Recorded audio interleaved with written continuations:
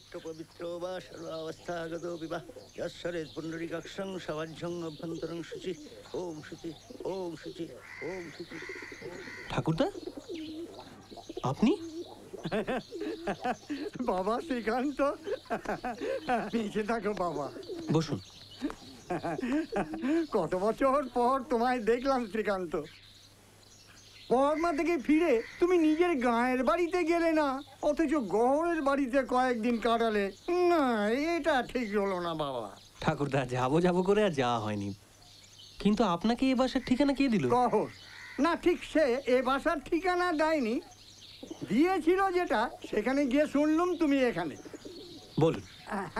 এই এই চিঠিটা পড়ো।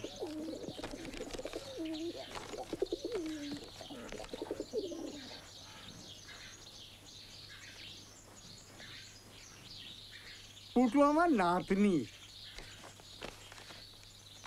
ঠাকুরদা, এ চিঠিটা মা লিখেছিলেন তার সইকে, যে পুঁটুর বিয়ে আমার সঙ্গেই দেবেন। কিন্তু আমার ঘর নেই, অন্য সংস্থানের ঠিকঠাক ব্যবস্থা নেই, চালচুলো নেই। এই অবস্থায় কেউ বিয়ে করে? গায়ে তোমার যা আছে তাতে তোমাদের দুজনে ঠিকঠাক চলে যাবে। না ঠাকুরদা, সে আমি মানতে পারবো না। আপনারা পুঁটুর বিয়ে অন্য জায়গায় দিচ্ছেন না কেন? সে বাবা, একটা ব্যবস্থা প্রায় হয়েছিল আমাদের গায়ের কালিদাস বাবু তার ছেলের সঙ্গে, কিন্তু টাকার জন্যে। পণ?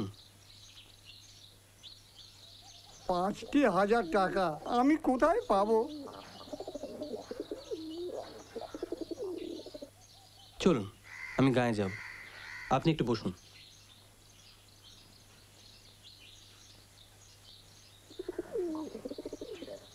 আমি এখনই গায়ে যাব।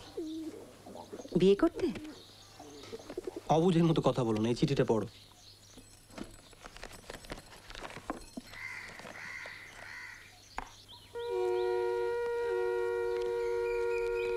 হ্যাঁ, এখানে প্রণাম করো।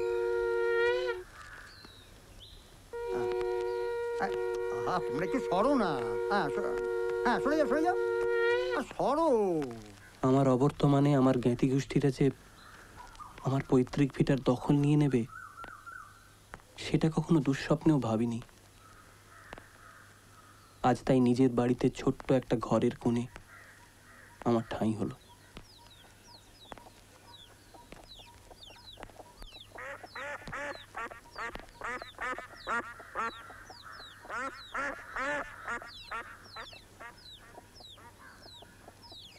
যারা সুদীর্ঘ 18 বছর আগে লেখা মার চিঠি যত্ন করে প্রমাণস্বরূপ রেখে দিতে পারে, সময় সুযোগ মতন আমার বিরুদ্ধে তা ব্যবহার করার জন্য, তাদের হাত থেকে সহজে যে আমার নিস্তার নেই তা বুঝতে পারলাম।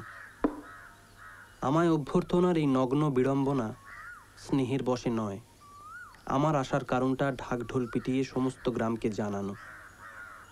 কিন্তু পুঁটুকে যেভাবে আমার সামনে হাজির করা হলো, তাতে সহ্যের সীমা ছাড়িয়ে গেল।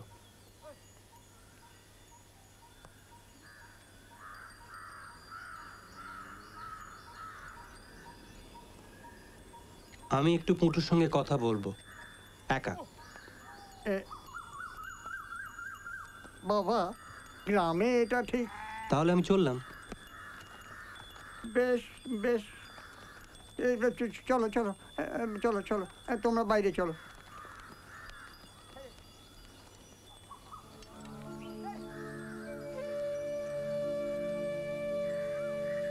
পুঁটু, আমাকে ভয় করো না। আমি যা জানতে চাইবো তুমি ঠিকঠাক উত্তর দেবে। তোমার আগে কখনো বিয়ের সম্বন্ধ হয়নি? কার সঙ্গে? আমাদের গ্রামের কালিদাস বাবুকে জানেন?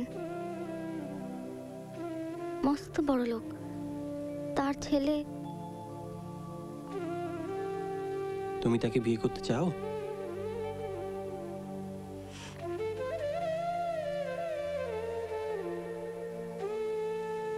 আমাকে বলো, লজ্জা করো না। রাজলক্ষ্মীকে তার নিজের মা বিক্রি করে দিয়েছিল কোনো কামুক পুরুষের হাতে কিছু টাকার বিনিময়ে। কমললতার বাবার থেকে 25,000 টাকা নিয়েও মন মতো তার সঙ্গে কণ্ঠি বদল করেনি। আজ পুটুর জীবনের দামও স্থির হয়েছে টাকার বিনিময়ে। পুরুষ হিসেবে নারী জাতির এই অপমান আমাকেই যেন উপহাস করতে লাগলো।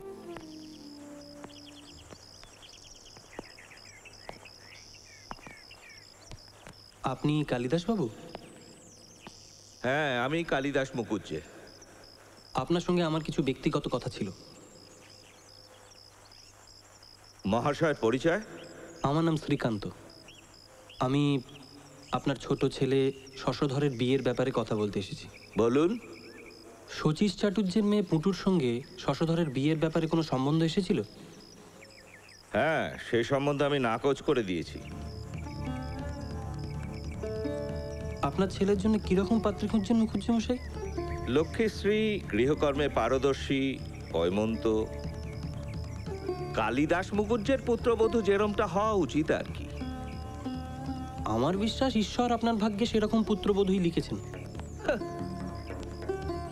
ভাগ্যে কিছুই হয় না মশাই, ওই ঈশ্বরের দয়াতেও নয়। পুরুষ মানুষ বাহু বলে, বুদ্ধি বলে, নিজের ভাগ্য নিজেই করে। পুটুর সঙ্গে আপনার ছেলের বিয়েতে আপনার দাবি 5,000 টাকা পণ। যদি এই বিয়েটা হয় তবে কিন্তু সেই টাকাটা আপনার সিন্ধুকে ঢুকবে আমারই দয়ায়। ছেলে বেচা টাকা তো অনেকেই নেয়, আপনিও নেবেন। হ্যাঁ, পুটুর মা অনেকদিন ধরেই আমার গিন্নিকে ধরেছে বটে। তবে সে বিয়ের টাকাটা যে আপনার পকেট থেকে আসছে সেটা আমি জানবো কেমন করে? কিন্তু পুটুর বাড়ির অবস্থা তো আপনি জানেন। আর এও নিশ্চয়ই আপনার গিন্নি মারফত জেনেছেন যে শশধরও এ বিয়েতে বিশেষভাবে আগ্রহী। তারপরেও যখন বিয়ের বাজারে আপনার ছেলের দাম 5,000 টাকা স্থির করেছেন, তখন আমার মতো কোনো অনাত্মীয়কেই তো দয়া করে আসলে নামতে হয় মুখুজ্জে মশাই। আপনার টাকা আমি নেব না। তার মানে বিয়েও হবে না? হ্যাঁ, হবে। শশধরের সঙ্গেই পুটুর বিয়ে হবে, কিন্তু পণ ছাড়া।